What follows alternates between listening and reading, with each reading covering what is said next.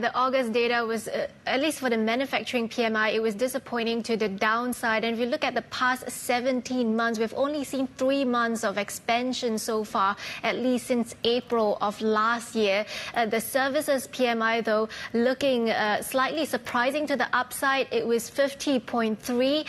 The consensus was 50.1. The prior month was 50.2. But if you dig a little bit deeper into the services PMI, the sub-index for construction, that had slipped further, which suggests that construction activity is slowing down, and maybe some of that government support when it comes to infrastructure spending was slowing down as well.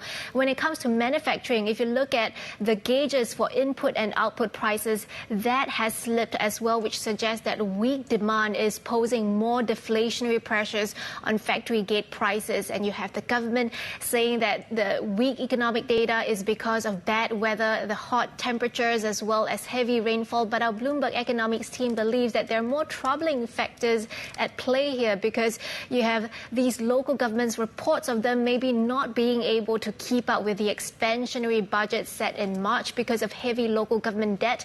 Goldman Sachs had written that so far, year to date so far, that revenue collected from taxes and land sales may not be able to meet the projected budget this year, which could weigh on government spending. And really, government spending this year is really one of the few levers left to boost the economy, given that private spending has really been extremely lackluster.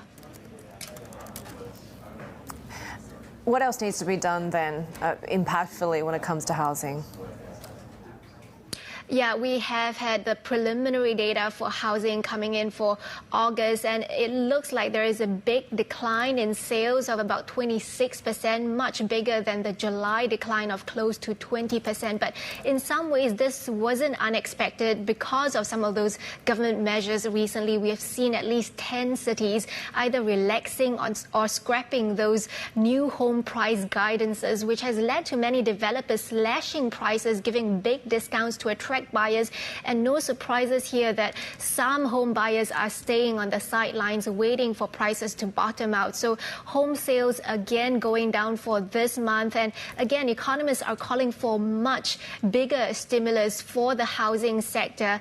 We've previously reported that the government may be considering letting local governments use their special bonds, to the funds from that, to buy up those unsold housing. There are currently still about 61 million unsold homes in the market right now. And another measure that they're looking at, we previously reported as well that the government may be considering allowing homeowners to refinance their mortgages, about $5.4 trillion worth of those. But that's going to be equivalent to a mortgage rate cut, really. And it is going to be positive for the housing sector, but some economists say it's not going to be big enough to be a game changer.